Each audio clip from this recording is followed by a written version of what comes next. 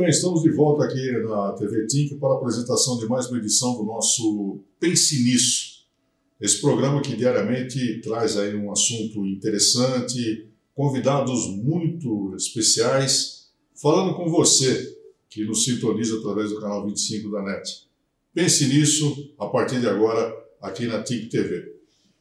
Bem, o assunto de hoje também é importante como todos os outros que nós trazemos aqui no nosso programa. A palavra misericórdia, ela tem sua origem no latim e significa doar seu coração ao trem. Mas em um sentido mais amplo quer dizer doar a quem necessita. A história das Santas Casas de Misericórdia está baseada no princípio de atender os mais carentes.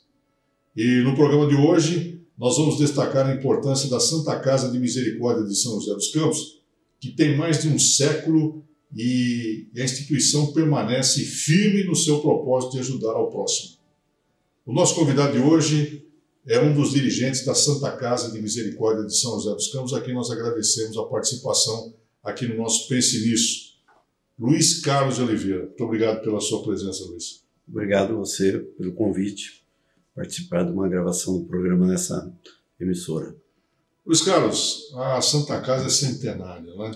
Centenária. É uma velha senhora, moderna, com 120 anos de funcionamento ininterrupto e com 121 anos de fundação. Bom, antes de falarmos mais sobre a Santa Casa, você é natural de onde? Eu sou natural do Sertãozinho, São Paulo. Vim para cá em 1954, antes de completar os 5 anos de idade, e nunca mais saí da cidade. E por que desembarcou aqui no Vale do Paraíba? Por que chegou aqui em São José? Meu pai trabalhava em usinas de açúcar e ele mexia com moendas e caldeiras, né? E quando a Johnson foi ser montada aqui em São José dos Campos, a empresa que ele trabalhava veio montar a caldeiraria da Johnson. E meu pai, ele veio nessa empresa. E ficou conhecendo os dirigentes na época, o seu Adércio, que foi o primeiro gerente da Johnson aqui de São José dos Campos, e convidou para que ele ficasse na manutenção da caldeiraria da Johnson. E ele pegou e trouxe a família, porque a família não vinha junto. Sempre, às vezes, meu pai ia de uma usina para outra, mas a gente era rápido, era só aquelas paradas, né, entre uma safra e outra. Então, mas aí ele trouxe a família. E daqui nós nunca mais saímos. E a sua infância, adolescência, você foi aqui em São José? Toda aqui em São José dos Campos, aqui no centro da cidade, na rua Francisco Rafael, depois na rua Sebastião Uno, mas tudo vivida sempre nessa região aqui, vamos dizer, da Avenida São João até o Jardim Paulista. Que era a cidade naquela época, né? Era o que existia, né? Tinha Santana, a Vila Maria, algumas casas aqui na Vila Ema, né? O Maringá ainda não existia, e a Vila Diana não tinha muitas chácaras ainda, é onde nós estamos hoje. Você foi participando do footing aqui na cidade, não foi não? Sim, não. Eu era um pouquinho menor, porque, a bem da verdade, quem acabou com o footing foi o prefeito Sérgio Sobral de Oliveira em 1970. Então eu já tinha 21 anos, então eu participei um pouco do footing. E o footing era muito interessante, começava aqui na Praça Cônego Lima e até a Praça da Matriz. Bom, para quem não sabe o que é footing, explica. Então, quando as moças... tinha dois horários de footing. Quando as moças saíam da missa, que era na missa das 10, lá que o Padre João celebrava na Igreja de Matriz, o que elas saíam? Aquelas moças, elas saíam andando a rua era fechada, elas saíam andando, as moças no meio da rua, e todos os rapazes ficavam na beira da calçada olhando, espécie daquele desfile, né? Elas iam para um lado, voltavam pelo outro, então dava para ver os rapazes que estavam aí. E ali rolava a famosa paquera, aquele olho no olho, e aquelas coisas todas, que era muito interessante aqui na cidade. A diversão da rapaziada era ficar na calçada vendo as moças passar. A moça passar. E depois tinha o footing do domingo, quando terminava a sessão das 18h30, 19 horas, do Cine para Todos, saíam todas as moças também, né? Porque não misturavam.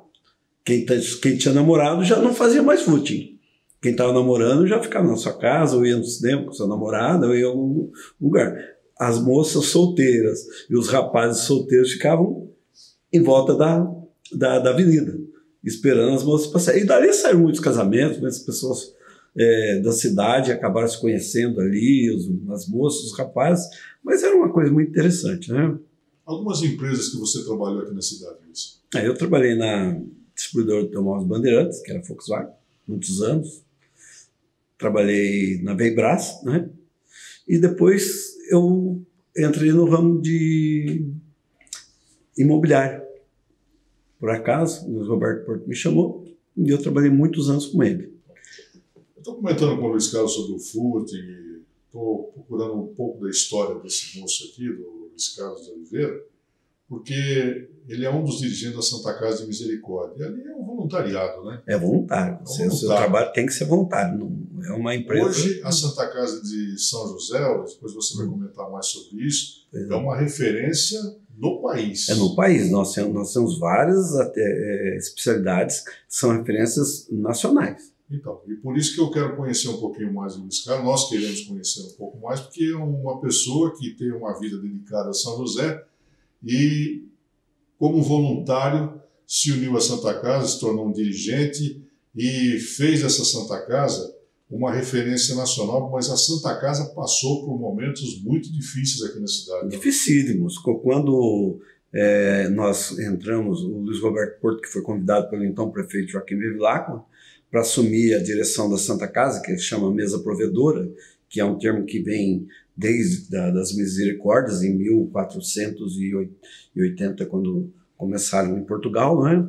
E o Luiz Roberto nos convidou para fazer parte desse time, que era uma diretoria. Só que nós trabalhávamos com construção civil, trabalhávamos com imobiliária, essas coisas, e a gente não conhecia nada. Quando nós chegamos, a Santa Casa estava para fechar, que aliás já tinha uma proposta de fazer um colégio lá, uma faculdade, qualquer coisa desse tipo, mas viram que também era o único hospital que tinha que continuar na cidade, porque tinha um hospital municipal, o Pio XII e o Policlínico, mas precisava de um hospital funcionando na cidade dos Modos da Santa Casa, que era para atender as pessoas que não tinham recursos. Sim. Então nós fomos para lá em 1990. Hoje, a diretoria que assumiu naquela época, tem o Ivan Molina, que é o atual provedor, e eu, né? Alguns faleceram, uns 2 ou 3 ainda estão por aí, mas saíram da diretoria, e nós estamos lá continuando fazendo esse trabalho que é muito bom. Você falou em voluntariado, é uma coisa que a gente nem parece, não, faz parte da nossa vida já. Trabalhar na Santa Casa, ir lá quase todos os dias, dedicar o seu tempo para as coisas, porque quando você vê o que nós conseguimos durante 30 anos, você fala, poxa, nós construímos alguma coisa para São José dos Campos, para essa população que precisa tanto da saúde pública. E desde a época de Joaquim Bevilacqua, como você citou, houve uma parceria entre a Santa Casa e o Poder Público. Né? E o Poder Público, a Prefeitura sempre foi parceira. Mas houve um momento que essa parceria foi desfeita. Foi rompida. Ela Foram 10 anos sem essa parceria. Praticamente nós não temos uma parceria mais como tinha com a Prefeitura.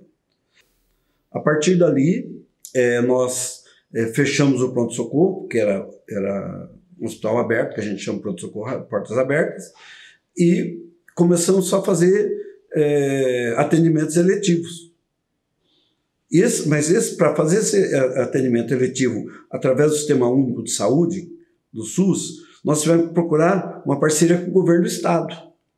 Então, na época, nós procuramos o governador José Serra.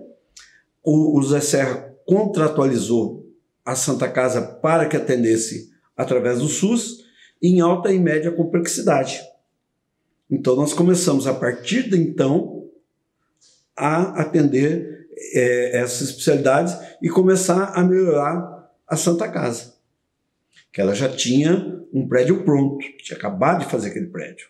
Mas nós precisávamos, não era só um prédio novo, não era só tijolo em cima de tijolo, tinha que manter o equipamento, manter o pessoal trabalhando, tudo isso custava muito dinheiro.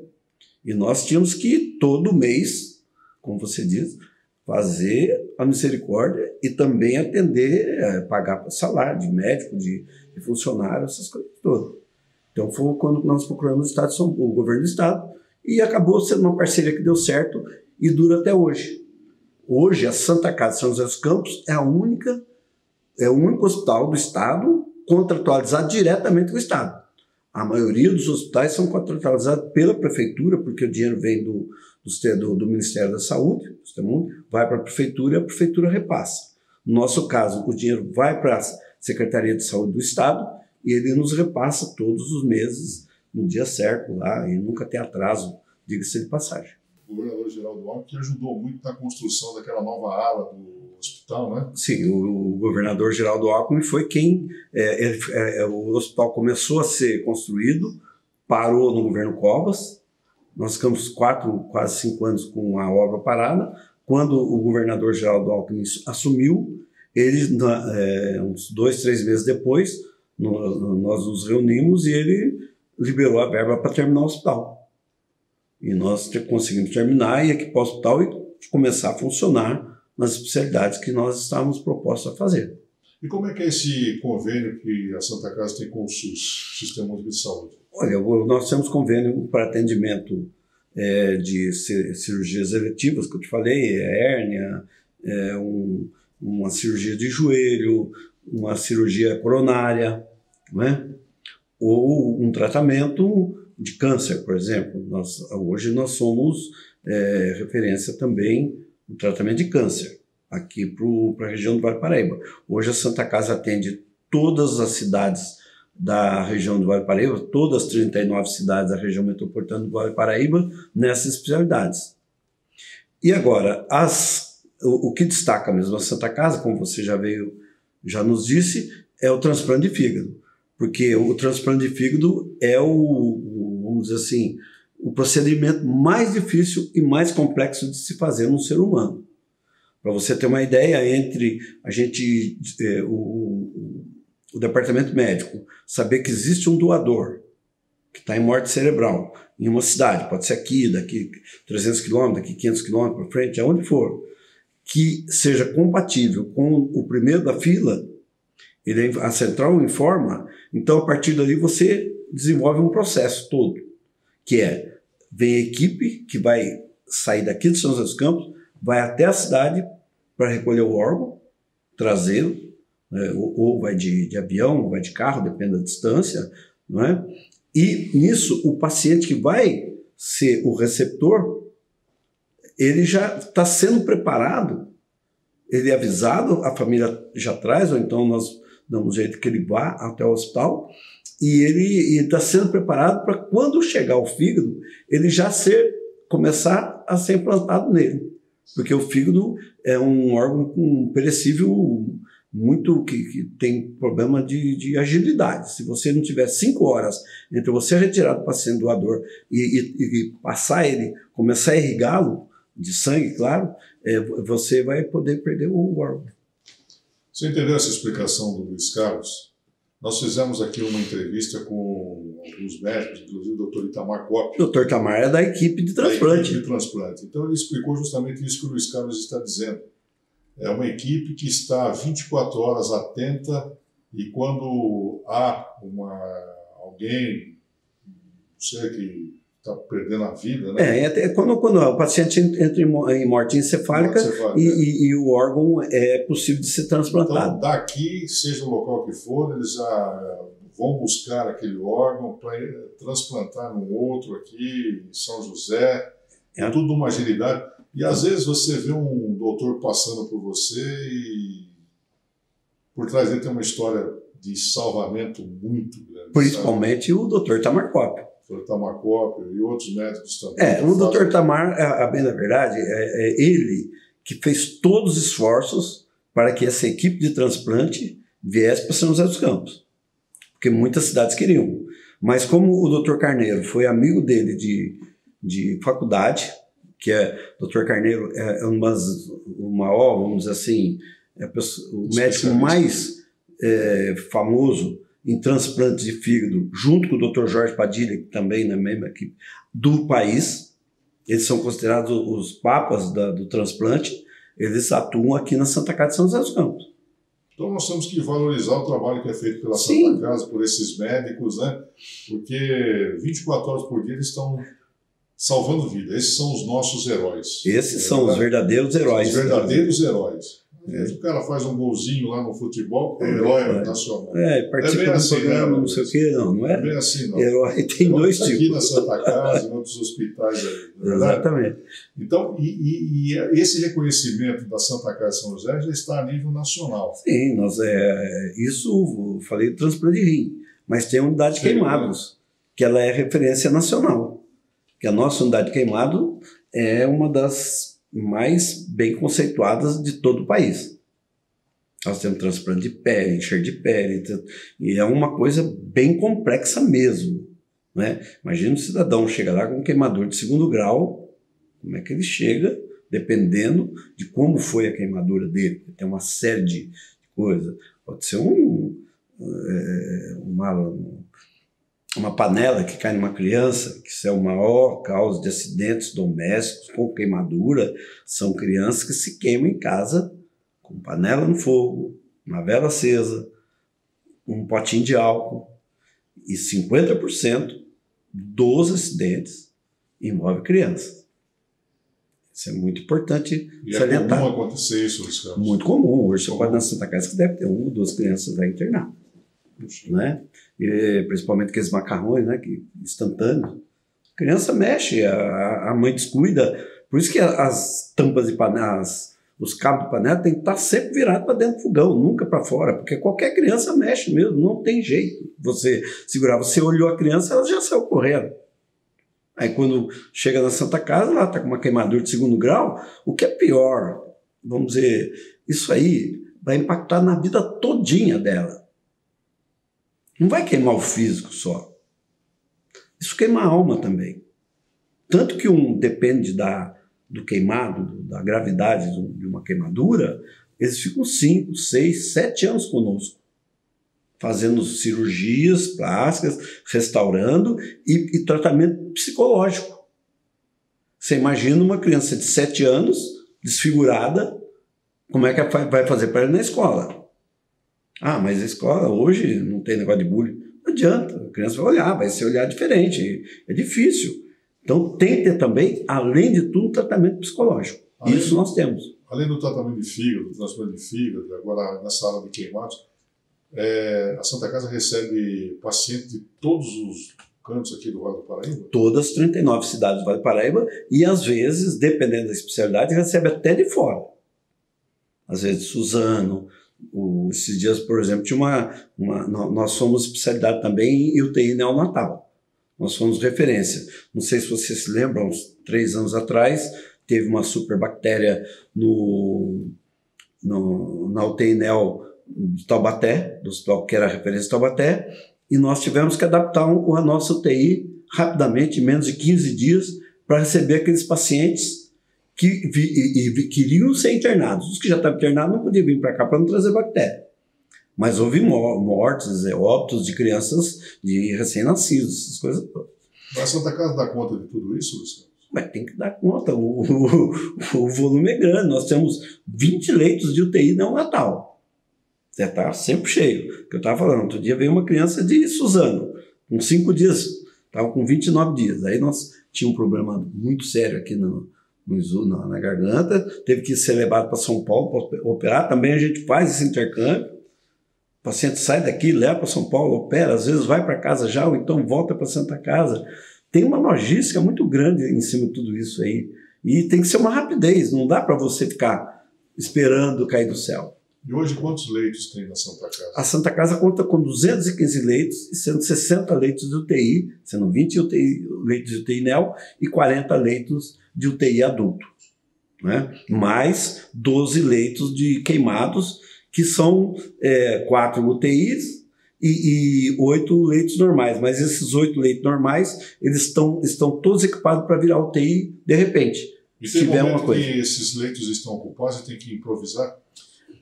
Normalmente, quando a gente tem todo dia, a UTI, nós estamos pleiteando um financiamento junto ao BNDES para aumentar mais 40 leitos de UTI na Santa Casa.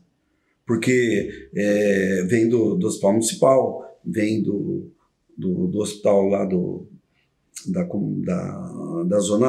da zona sul, vem de Taubaté, vem de Cunha, do litoral. Então, não tem leito de UTI suficiente para atender todas essas pessoas. Então, chega, por exemplo, o infartado agora lá. Ele vai ter que ir para UTI. Mas só que antes, não tem o leito. Mas você também não pode pegar o paciente e levar, botar na ambulância, leva em outro lugar. Está lá. Você tem o protocolo de atendimento do Ortorax, que em 30 segundos o paciente chegou na ambulância e já tem que estar na máquina e está sendo atendido. Que é a equipe de resposta rápida que nós chamamos. A enfermeira vem, já traça eletro, tira sangue, faz isso, para ver enzima, ver o que está acontecendo, o médico já chega, tem ressuscitador, tem tudo isso aí, porque 2 minutos pode causar um óbito. É uma coisa muito, muito rápida. Mas você não tem o leito de UTI. Então nós temos que ter alguns leitos na nossa observação, que são todos equipados, como se fosse realmente uma UTI, só que não está lá naquele espaço reservado para UTI. Porque a UTI é um espaço de várias camas. No centro ou no lado, numa lateral, tem todo o complexo médico, são os médicos, enfermeiros, ficam todos os monitores ali, então tem um enfermeiro olhando o tempo todo, o médico, paciente do leito 12, como é que está o batimento cardíaco dele, se subiu a pressão arterial, se baixou, se a temperatura dele está... Então, isso é 24 horas por dia, né? Isso, e assim que o paciente já está melhor, ele já é transferido para o quarto. E quantos profissionais trabalham hoje na Santa Casa de São José dos Campos? Hoje, funcionários da Santa Casa, sem contar o corpo médico, tem 1.350. No total? No total, nós temos mais de 700 médicos no nosso corpo clínico, fora os terceirizados. Então, mais de 2.000? Passa tranquilamente 2.300 por aí, que depende da Santa Casa. É um dos maiores empregadores da cidade. A Santa Casa de São José dos Campos. Nós temos uma folha de pagamento altíssima. Agora eu pergunto sobre o SUS, né? O prefeito anterior se comprometeu a criar uma tabela do SUS diferenciada para a instituição. Isso aconteceu? E se assim tiver sido, o atual manteve? Não aconteceu nada. Não teve tabela diferenciada. Hoje, o que nós somos contratados direto com a prefeitura é um serviço de dermatologia, que nós temos um médico e algumas médicas recém-formadas, ou residentes, que nós mantemos esse serviço com a Prefeitura de São José dos Campos, contratado diretamente com a Prefeitura. E também, às vezes, aparece mutirão. Nós fomos contratados para fazer 2.000 consultas de obstetrícia e ginecologia, né? Então a gente faz as consultas, tudo direitinho, acaba, termina, manda dinheiro. Nós também entramos no programa Corujão, que agora não sei o que aconteceu, sumiu os pacientes. Nós ofertamos no mês passado 200 e poucas vagas, não apareceu ninguém para fazer os exames. Então, segundo o DRS, que é estadual, né, já não tem mais fila. Eu não sei aonde foi parar esse pessoal, porque deve ter gente esperando para fazer exames de radiologia, essas coisas todas. Mas que você nos contasse, Luiz Carlos, que um outro sucesso da Santa Casa de Misericórdia é o Vale Saúde, né? Santa Casa. O Vale Saúde ele começou timidamente, cresceu, hoje está em várias cidades aqui do Vale. Como foi isso? Hoje nós temos 85 mil usuários. Nós somos o segundo maior plano de saúde daqui do Vale Paraíba. Não conto essas grandes redes nacionais. Se você tirar as redes nacionais, nós somos o primeiro em número de usuários. E nós temos desde Jacareí, Litoral Norte, não é?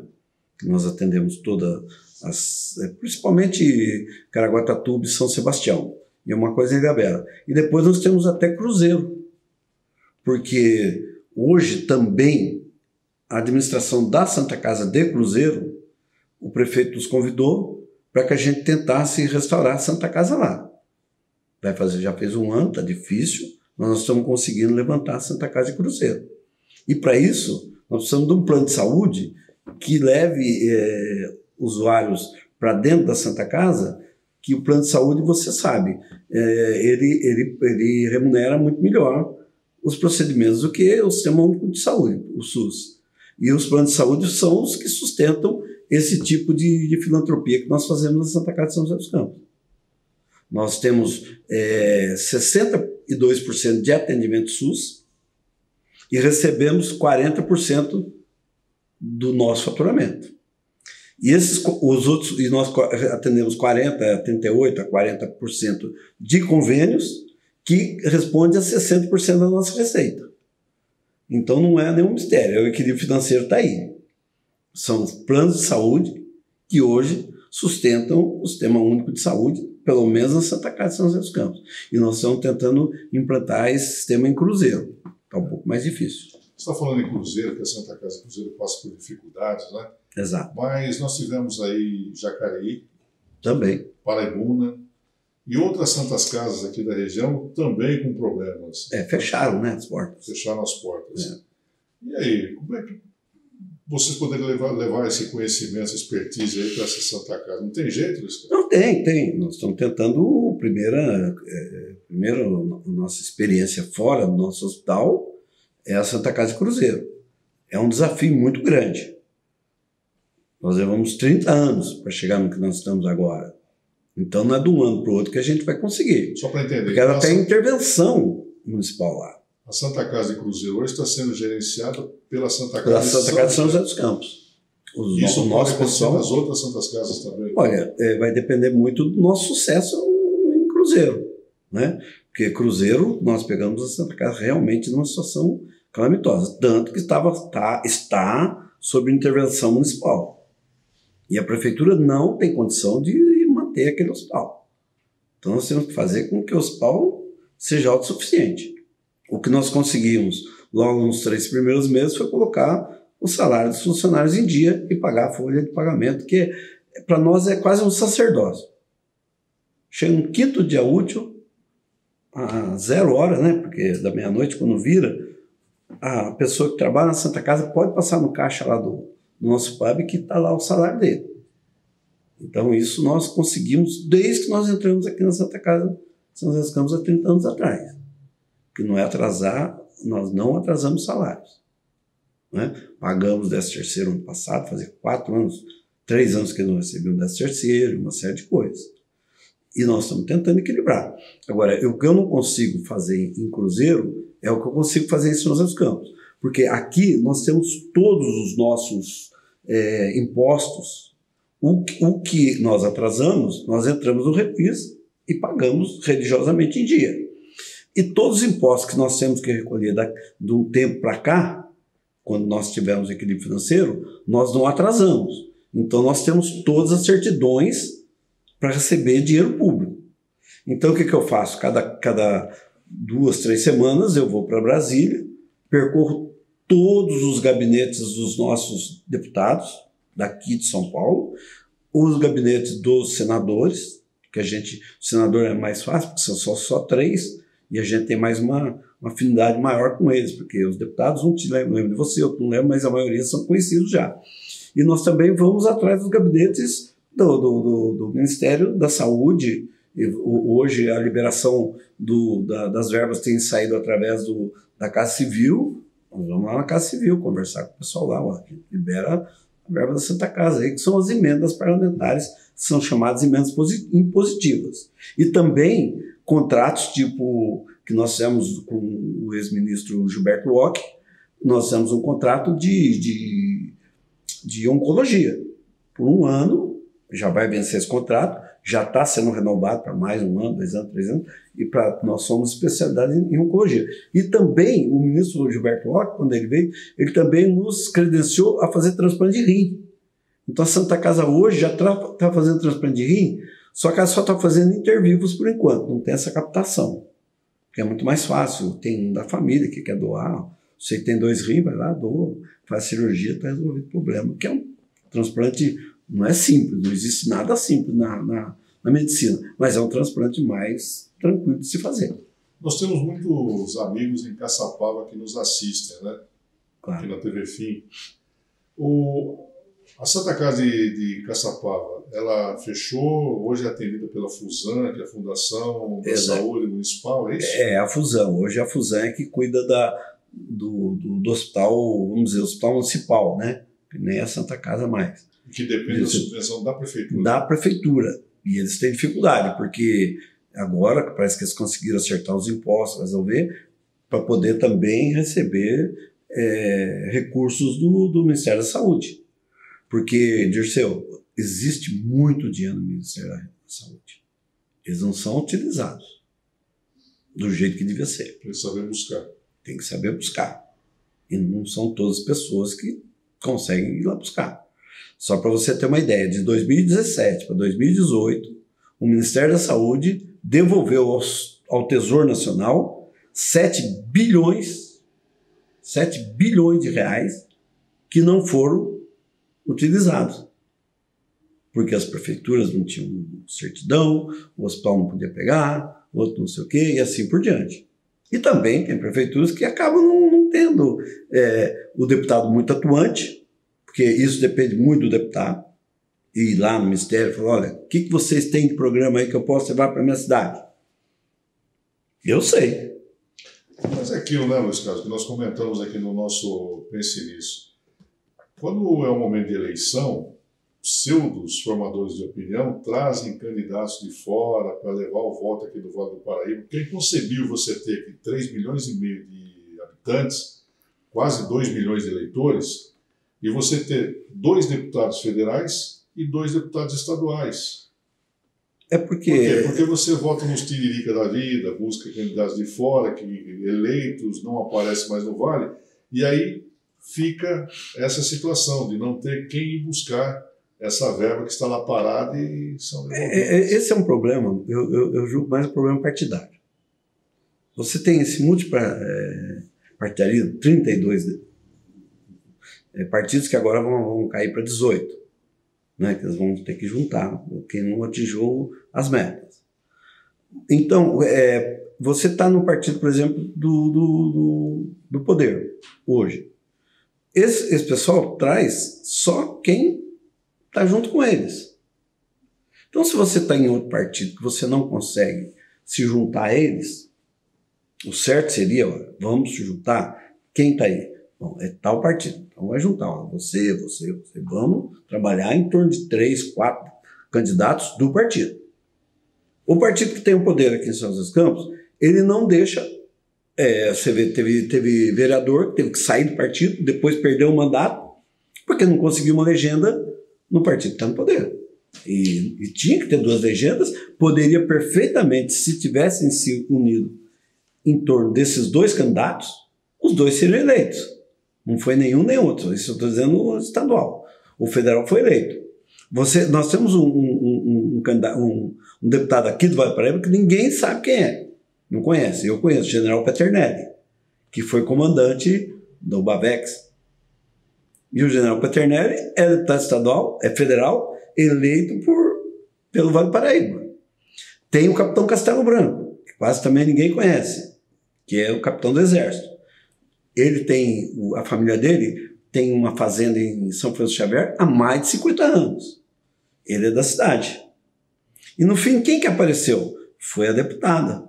A única, teoricamente, que foi eleita por São José dos Campos. Não é? E não se junta o Vale do Paraíba, ele é muito complexo na hora do povo votar. Bom, Luiz Carlos, nós abordamos aí a nossa Santa Casa de Misericórdia, esses profissionais maravilhosos que atendem aí com muita presteza, né? Você falou da Santa Casa de Cruzeiro, nós abordamos a Santa Casa de Paraibuna, que está numa situação terrível, Jacareí também. Nós temos em São José dos Campos um hospital regional que foi inaugurado parece que o ano passado, né? Esse hospital municipal, que é de primeiro mundo, dizem, ele só não atende São José dos Campos. É isso mesmo, Luiz? Não, teoricamente, né? Porque esse hospital ele é regularizado pelo CROSS. O CROSS é um sistema de regularização da saúde que todos os pacientes da rede pública são encaminhados pelo CROSS. E o CROSS vai distribuindo para cada hospital que precisa. Só que existe um fato. por exemplo, paciente que está numa situação muito grave, eles não aceitam. Hoje, até não é nem ético eu falar isso em um outro hospital, mas hoje eles recebem o dobro do que a Santa Casa de São José dos Campos recebe dos governos estaduais, municipais e federais, e atende metade do que a Santa Casa atende. Seria questão política? Claro, exclusivamente política. Eu sempre fui contra a construção desse hospital, porque nós temos leitos na cidade. Agora você fala, mas o hospital municipal tá lotado de maca. Claro, e vai lotar a vida inteira. Enquanto você não tiver uma saúde lá no comecinho, que é na UBS, que eles chamam de UBS resolve, mas que não resolve. O paciente chega com uma unha encravada, paciente diabético, passa o mês, não sei o que, não resolveu, vai para a UPA, já está com o dedo todo comprometido.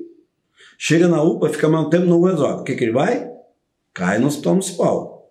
O hospital municipal já chega para amputar. Tá certo?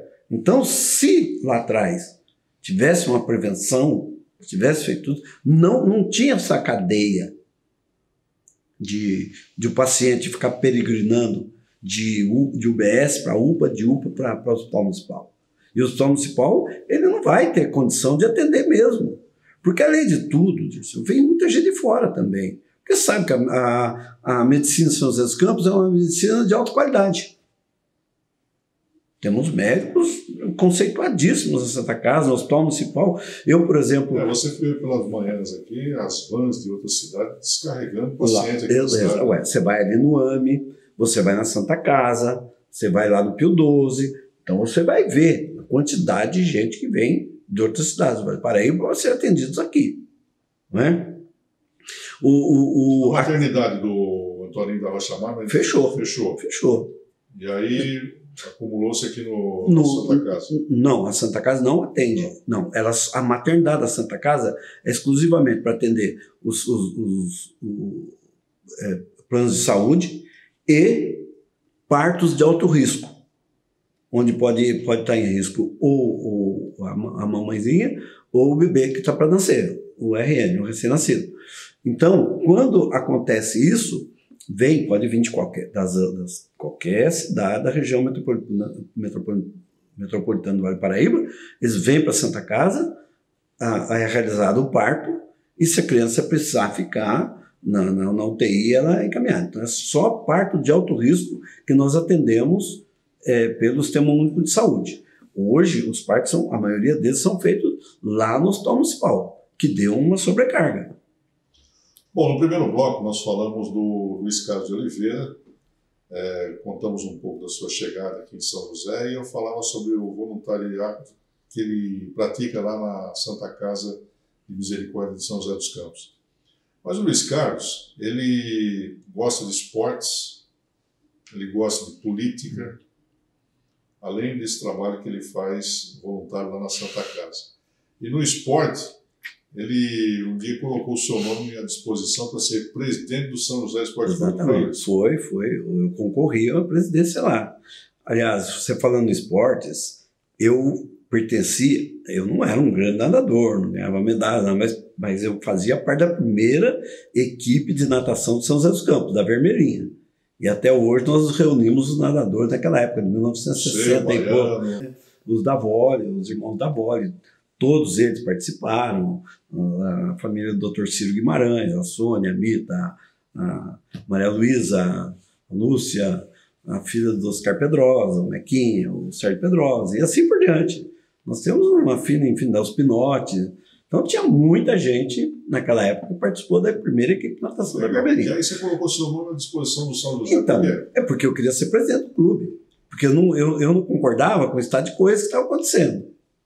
Não é? E, principalmente, nós conseguimos, junto com o presidente Wilson Renato, eu consegui que a Santa Casa, o plano de saúde da Santa Casa patrocinasse o time. A partir desse momento, nós demos um nome de peso para o time. Vieram outros patrocinadores pesados, no caso do Vale Sul Shopping, essas coisas todas.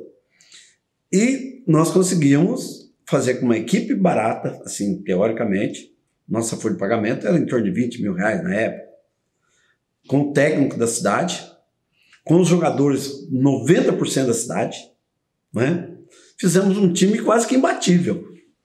Nós perdemos um jogo e fomos vice-campeões da Série A3 e fomos para a Série A2.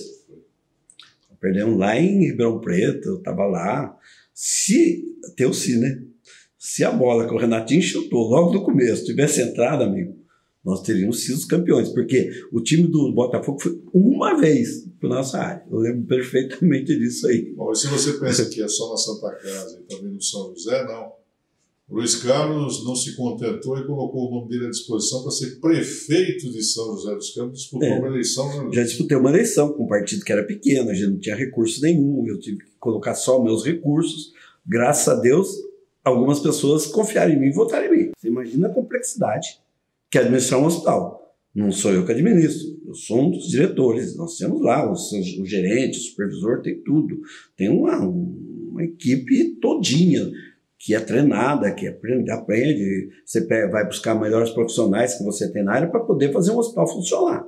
Você chegou na porta do hospital, olha o processo que você vai desencadear para poder chegar no dia que o paciente vai ter alta. Você não sabe o que o paciente tem, quem vai atender, o que vai, e assim vai indo.